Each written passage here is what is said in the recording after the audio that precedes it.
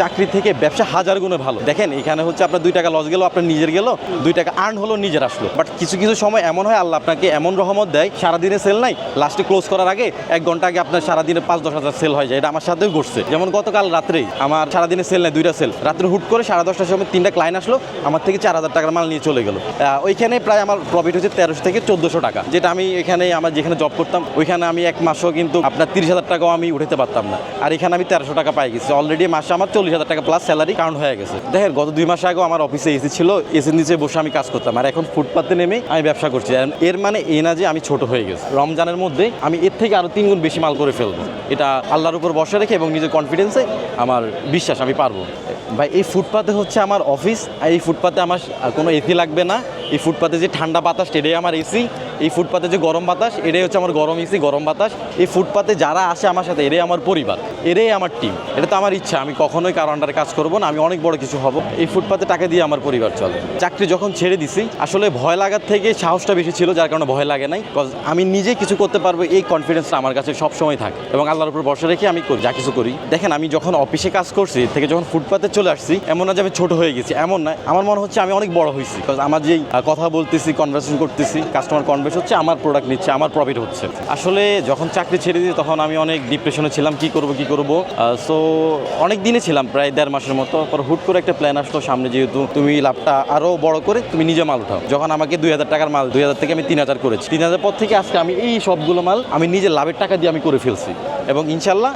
দেখেন যখন আমি প্রথমে বসছিলাম আমার ভাই ব্রাদাররা মজা নিছে, বাট যখন আমি গ্রো করে ফেলছি তখন ওরাই আমার থেকে ইন্সপায়ার হয়ে কীভাবে ব্যবসা করবে আমাকে বলছে। তখন আমি কিন্তু ওদেরকেও ব্যবসা ধরাই দিছি। আমার অলরেডি 4-5টা ছোটো ভাই আছে, 5-6টা বন্ধু বান্ধব আছে, ওদেরকে অলরেডি আমি আমার এই যে মিরপুরে থাকি আমি কিছু জায়গায় যেখানে মানুষের চলাচল আছে ওইখানে বসাই দিয়েছি, তারাও সেল করতেছে, তারাও একটা ভালো আর্ন করতেছে। তারা কিন্তু জবের পিছনে এখন দৌড়াচ্ছে না। যখন প্রথমে বসেছি আমার 2-3টা সেল করতে অনেক কষ্ট হতো, এবারে যে এখন 30-40টা মাল আমি সেল করে ফেলি চোখ বন্ধ করে। চাকরি বাকরি অনেক করেছি, চাকরি বাকরিতে আসলে কিছু হয় না। আমরা যেহেতু মিডল ক্লাস ফ্যামিলির থেকে বিলং করি, সো আমাদের একটু আশা বড় ভালো কিছু করার জন্য, যার কারণে ফুটপাতে ব্যবসার জন্য নামছি। চাকরি বাকরিতে স্যালারি হয় আসলে এগুলোতে আমাদের নিডটা আর কি পূরণ হয়, বাট আমাদের যে স্বপ্নগুলো বাস্তবায়ন করা যায় না। হ্যাঁ, আমি নিজেই কিছু করার ইচ্ছা, অদম্য ইচ্ছা।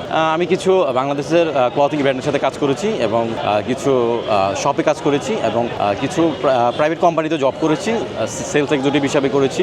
তাদের পেজ ম্যানেজমেন্ট অ্যান্ড তাদের অনলাইন সেক্টর ডেভেলপমেন্ট নিয়েও কাজ করেছি, কন্টেন্ট ক্রিয়েটর নিয়েও কাজ করেছি। আই থিঙ্ক সব কিছু চেক করে দেখলাম কি নিজের কিছু না হলে আসলে কিছু হয় না। আসলে দেখেন আমাদের কাছে যে ক্রিয়েটিভিটিগুলো আছে বা আমরা যেসব জিনিস জানি, যে টাকা খরচ করে 5 লাখ 10 লাখ টাকা দিয়ে আমরা বিদেশে যাবো, এই টাকাটা যদি আমরা বাংলাদেশে ইনভেস্ট করি এর থেকে কিন্তু অনেক গুণে আমরা টাকা আর্ন করতে পারবো। দেখেন বিদেশে চলে যাবো 5 লাখ টাকা দিয়ে দিব, এটা সম্পূর্ণ আমার লস। আমার 3 বছর 4 বছর কাজ করে টাকাটা কিন্তু আমার জমা বাড়িতে পাঠাতে হয়। এই 3 বছর 4 বছর আমার সম্পূর্ণ ফ্রিতে একটা খাটুন। তো এটা কেন করবো? আমার বিদেশ যাওয়ার অপশন ছিল, আমি যাই নাই, আমি বাংলাদেশে কিছু করবো। আমার ফ্যামিলি থেকে টাকা নাই, নিব না, আমি নিজে যতটুকু পারি ওইটুকু দিয়ে আমি শুরু করছি। ইনশাআল্লাহ আজকে অলরেডি আমি 1.5-2 লাখ টাকার আমি মাল জোগাই ফেলছি আমি। বাট আমার চাচ্চু কিন্তু আমাকে দৌড়ে নামাই দেয় নাই। আমার চেষ্টার কারণে ফ্যামিলি কি জানে না, জানালে তো কষ্ট পাবে। ছেলে ফুটপাতে কাজ করে বা জানে ভালো একটা চাকরি করি একটা কমার্শিয়াল স্পেসে ভালো জায়গায়, তো এটা তো ফ্যামিলিকে যদি এটা জানাই কষ্ট পাবে। যেহেতু আম্মা হচ্ছে বৃদ্ধ এবং প্রতিবন্ধী আম্মা, প্রতিবন্ধী বলতে শারীরিক প্রতিবন্ধী। আমার 2018-তে ব্রেন স্ট্রোক হওয়ার পর পাটা কাটা গেছে। এরপর থেকে আমাদের ফ্যামিলিতে টান পড়া। 20-এ করোনার সময় বাবা মারা গেছে, সম্পূর্ণ দায়িত্ব আমার উপরে। তারা কিন্তু চাকরির পাশাপাশি এটা করতে পারেন। সন্ধ্যার পরে বসলো 2 ঘন্টা, আপনার যদি 4-5টা মালও সেল হয় 400-500 টাকা লাভ। চাকরির পাশাপাশি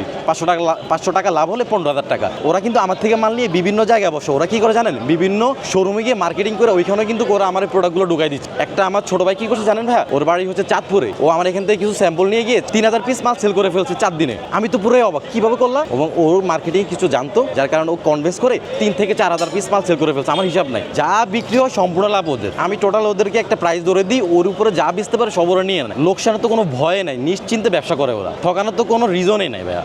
এই কারণে ফুটপাতে বসে সম্মান নিয়ে বাসায়, কোনো খরচ নাই, একদম বিনা ইনভেস্টে ব্যবসা। খালি অল্প কয়টা টাকা দিয়ে মাল কিনা নিয়ে ফুটপাতে বসবো, যা সেল হবে তাই লাভ। আমি একা কখনোই বড় হতে চাই না, আমি সবাইকে নিয়ে বড় হতে চাই।